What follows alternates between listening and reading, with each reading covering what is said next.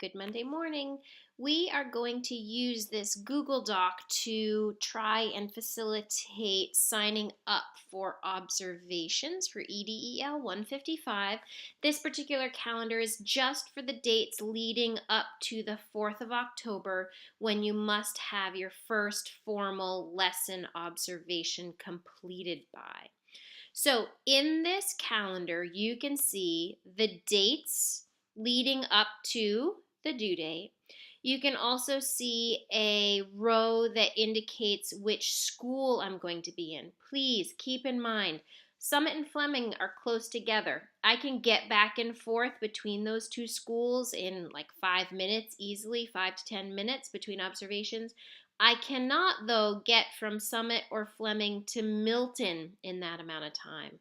But on a Thursday, I could be in Essex Junction at Summit and Fleming in the morning, and then Milton in the afternoon, or vice versa, Milton in the morning and Summit and Fleming in the afternoon. So when you are signing up for a date, it's super important to check what schools have already been indicated up here. So I've already filled in two.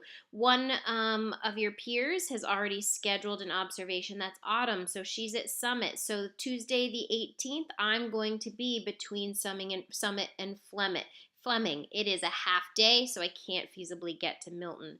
Now, on Tuesday the 25th, I am already in Milton for another appointment during this 45-minute chunk of time. So I'm going to be at Milton that day.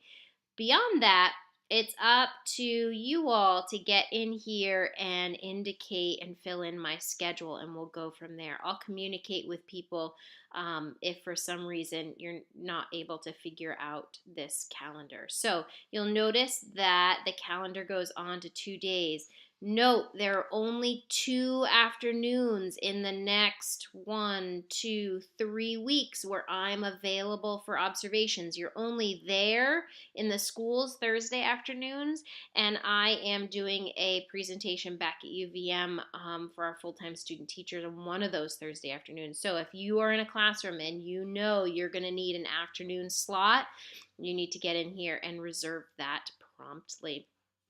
When you are filling in your times, notice that these are in 15-minute increments. You need to fill in your name for every single chunk of time where you need me there observing. So most often that's either a half an hour to a 45-minute if you're in an older grade chunk of time for the observation itself, and then reserve a few minutes for us to debrief afterwards.